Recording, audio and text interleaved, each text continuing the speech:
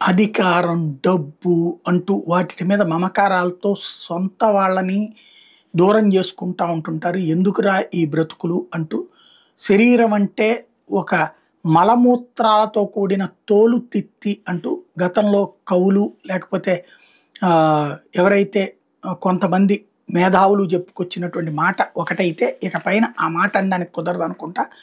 Toilet ఏదైతే అశుద్ధం అంటూ మనం అసహించుకుంటామో ఆ టాయిలెట్‌తో టాబ్లెట్లట ఇది. శరీరంలో తిష్ట వేసి ప్రాణాంతకమైన ఇన్ఫెక్షన్‌లకు కారణమయ్యే సూపర్ బగ్స్‌ను తుదముట్టించడానికి బ్రిటన్ పరిశోధకులు సరికొత్త మాత్రను అభివృద్ధి చేశారు.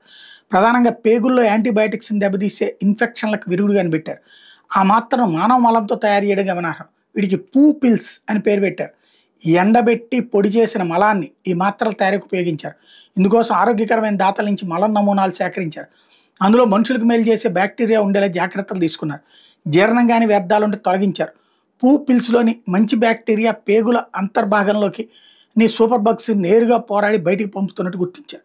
అంతేకాకుండా పేగుల ఆరోగ్యానికి అవసరమైన బ్యాక్టీరియా వృద్ధి చెందుతున్నట్టు తేల్చారు. లండన్‌లోని గైస్ అండ్ సెయింట్ థామస్ ఆసుపత్రిలో 41 మంది రోగుల మీద ఈ ప్రయోగం చేశారు. వాళ్ళకి పూ పిల్స్ ఇచ్చారు.